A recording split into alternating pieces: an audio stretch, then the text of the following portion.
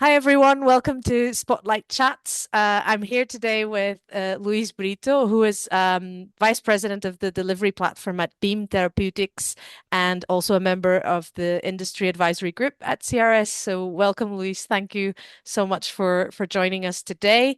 And to get us started, I would just like to ask you if you could tell us a little bit about yourself and your career path. Sure, Sarah. Yeah, thank you. So I've been at Beam for about 4 years. My group is responsible for basically designing all the delivery systems within Beam, from early discovery all the way up through development. So I have a team that's focused on early discovery efforts. So first time we're making the systems, and then I have another team that is responsible for designing, scaling up, and actually we've been involved with some of the generation of the GMP batches and kind of working to advance these therapies into trials. So my background is in non-viral gene therapy. So prior to my time here at Beam, I was at Moderna for about 6 years or so, where I had worked on looking at delivering mRNA to all various routes of administration. My first project there was developing SM-102, so identifying the lipid for vaccines and using it for basically optimizing it specifically on the for vaccines. Prior to my time at Moderna, I spent another about 5 or 6 years at Novartis Vaccines, where I worked with the self-amplifying mRNA systems, working on several delivery systems there. So I've been in the mRNA delivery space probably for about 15 years. Received my PhD from Mansour Media at Northeastern, also in gene delivery.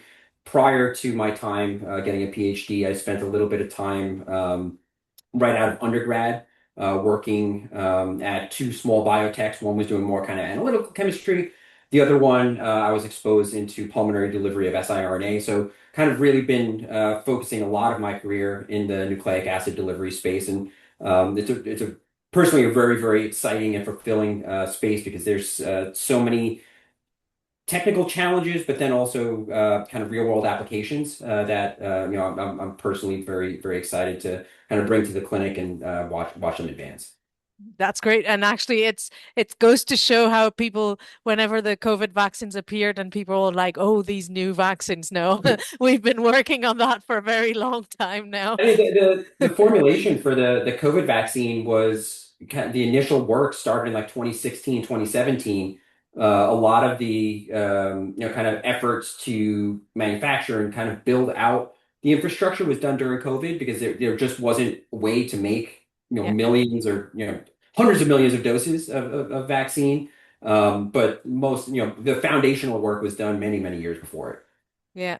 So obviously you've been working in the delivery science space for a very long time. And my question now is, how did you get involved with CRS and what eventually made you stay and contribute?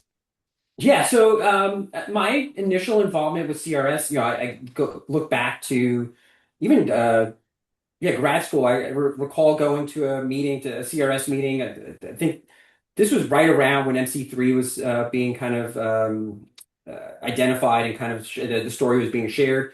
It was a great meeting. I really enjoyed it. From there, while I was at Novartis, I also attended a meeting back. I don't. It was Chicago, so I don't know the exact year, Yeah. but kind of 2000, somewhere between 2008 and 2010 or so. And that was my first kind of meeting post kind of grad school. Really enjoyed it, and kind of since then I've been going every few years, kind of attending the meeting. The Valencia meeting, I think in like 2019, I started getting a little bit more involved. The focus groups were kind of spinning up then, hmm and kind of I being the field that I work in, seeing that there's a lot of academic impact in terms of just a lot of really great innovation coming out of academia, and engaging with several of the kind of key opinion leaders within the space at CRS. So it definitely was a good opportunity to interact, to have kind of scientific discussions, and also to kind of have a blend of both academic and industry. I think you have certain conferences where there's much more of an industry type of feel to it, where it's more focused on the needs of industry. There's also ones that are going to be much more academic. What I like at CRS, it has kind of a pretty good balance of the two. Yeah, that's great because I think one of the things that I noticed as well in my experience involvement of with CRS is that sometimes it feels like when people go on to industrial careers, it's harder for them to stay connected with these kind of societies. So it's really nice to hear that that in your case you kind of managed to keep in touch. So obviously, um, CRS has an industrial advisory group and it has an industrial foresight council made of CRS corporate members. But I would like to ask your opinion about what do you think is the main benefit? You've alluded to some of them, the main benefit of industry involvement with these kind of societies, but also what do you think is the main role of industry and industrial partners in these societies? Yeah, so I think that the benefits are being able, especially within the field that I'm in, we're at the cutting edge of, kind of delivery. I think that for this field to be successful, it's going to be a mix of findings in the academic kind of environment, and then how do you industrialize those, or how do you combine those or couple those with findings that are coming out of industry. So I find CRS is a good place to kind of mend those two together and have kind of a melting of the two. And the engagement with the academic community and the industry community, and being able to foster that in a way where there's not a line of, oh, this is an academic talk and this isn't an industry talk. It's really kind of, you have great academic talks followed by fantastic industry talks, and being able to have that weave together, I think is something that is somewhat unique at CRS.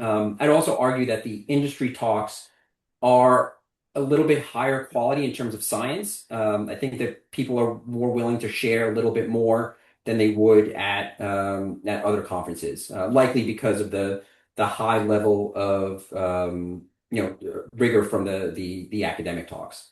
Yeah, and I think there's also, I mean, maybe you you can comment on that, but I think that there's also a lot of members, and as you were saying about academic and industry talks, I feel like there's a lot of members in CRS who are actually academics turned entrepreneurs and turned industrialists, or people who've been in industry and went back to academia and vice versa. So I think sometimes it's that line is not very clear, and there's a lot of talks that come from, say, an academic innovation and go into how people have made that into the I, industry.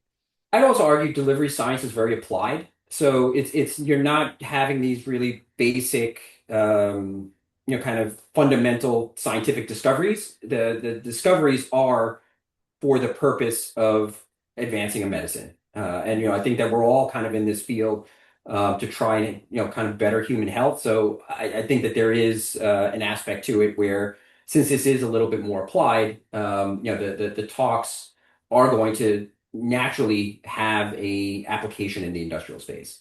Yeah.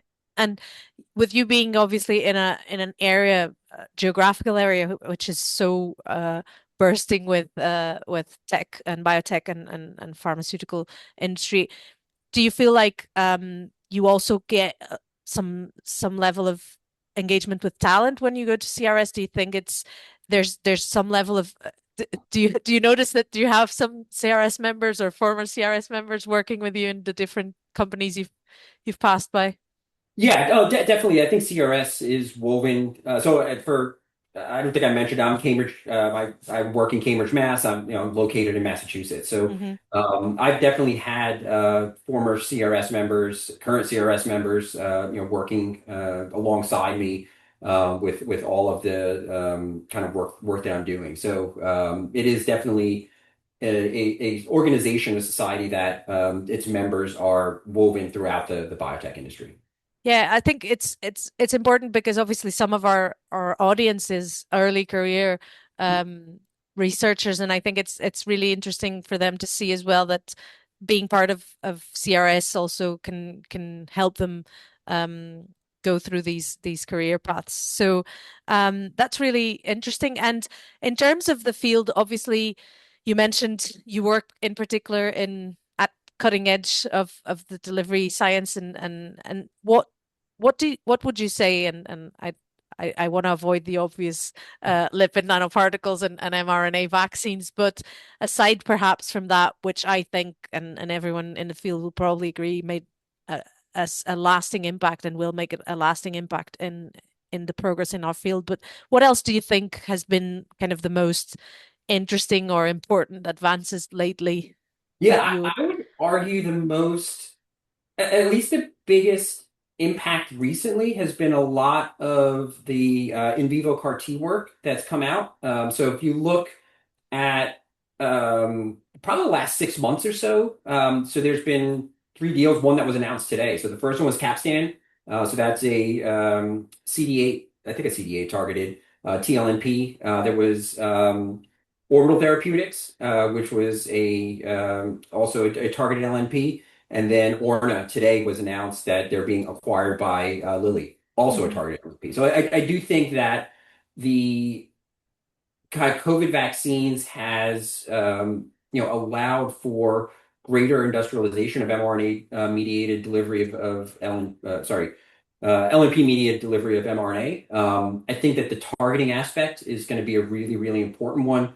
And you're starting to see some excitement from for first AbbVie, then it's BMS, and now it's Lilly. So some pretty big names, kind of buying up these technologies. It'll be really interesting to see kind of what they end up doing with it and how that evolves over time. So, I think we're at the start.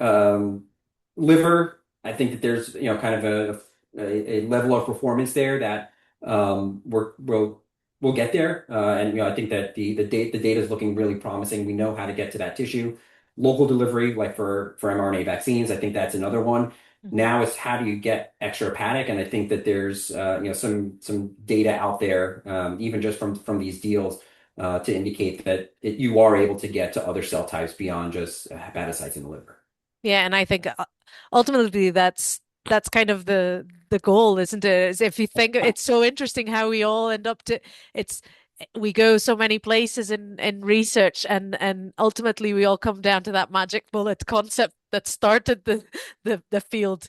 So I mean, you look back like it's probably like 15, 20 years ago, Bind Therapeutics, came out of like Bob's lab, and they were looking to do targeted polymeric particles. And now fast forward, and we're actually seeing that you can target these types of particles, and you can get them into other tissues. So I'm really excited to see where the field goes, and kind of how we write the rules around extrahepatic delivery, because I think we're going to get there.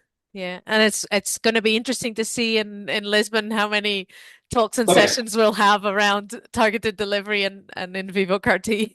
Well, I think you look at the past couple of meetings, there was a lot on mRNA vaccines, and I think that there's a level of excitement there. But for me personally, it's so what's next? Yeah, And I definitely think that active targeting, figuring out like how one actually enables delivery, and it's not kind of this, oh, well, 95% still going into the liver. Like, how do you really change the overall biodistribution yeah. and target your tissues in a meaningful way? I think that's going to be some really interesting work that hopefully will be shared over maybe not in Lisbon, but as time goes on. Yeah, definitely.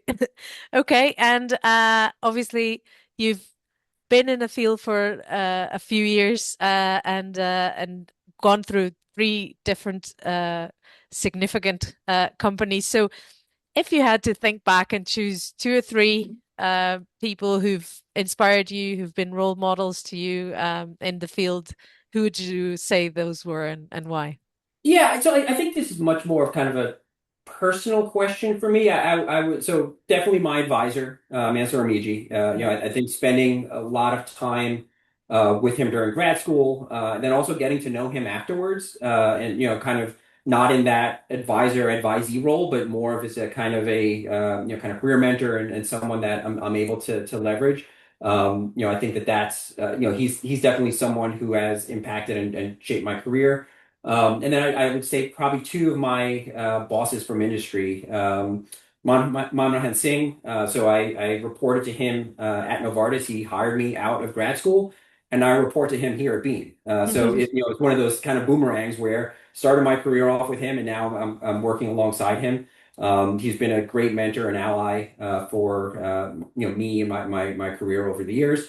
And then Ornell Almerson from my time at Moderna. I really appreciate his kind of his approach to things, and just I've learned a ton from him, and I've stayed in touch with him after I've left Moderna and after he left. So, I think for kind of people kind of looking for inspiration, careers, and mentors and whatnot. I think looking within your network is really important, and not overseeing.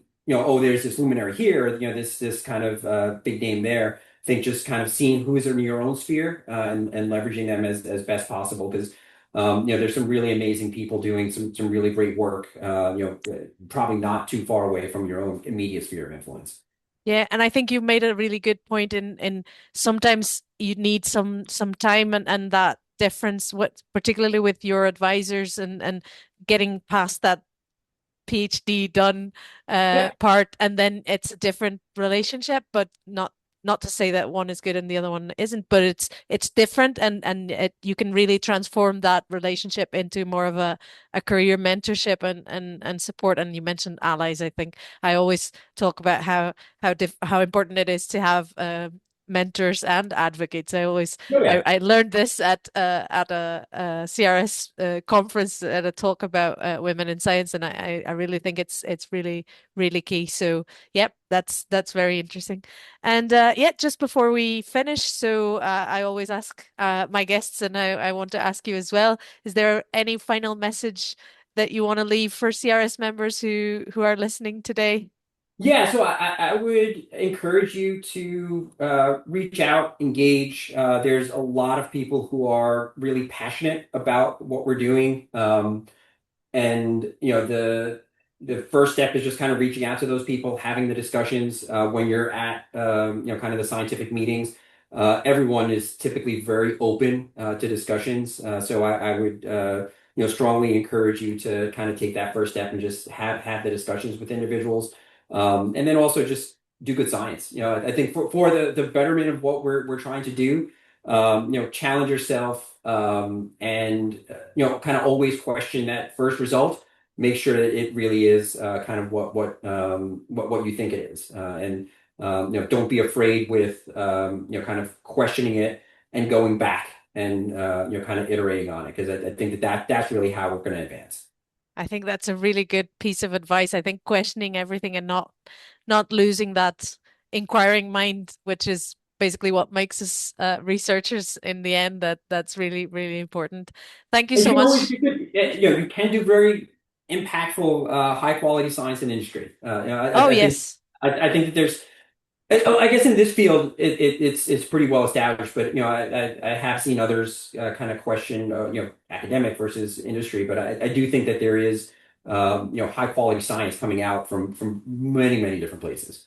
I agree. And I think it's really important to kind of fight the narrative that perhaps research is an academic thing and industry are focused on other aspects of the role and of the field. I don't think, and I think you've made a really good point at the beginning when you said for the field to advance, we need that collaboration and that bridge between some innovations that come from academia, because also the the context is different in academia, and then making them real. I think what we do as an academic, what we do in academia would be a bit less The, the, the, interesting the if it didn't have that other side.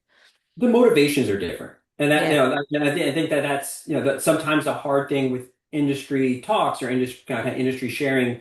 It's not going to be as transparent, because that's kind of part of the secret sauce, as kind of what they're trying to advance. So it's definitely a balanced that you need to have between the two. Yeah, definitely. thank you so much. It was really good to have you, and it was really interesting to hear your thoughts. And hopefully, I'll see you in Lisbon I'll be there. Excellent. and catch up in person. So, thank you very much, Luis. Thanks, Thank you. Sarah.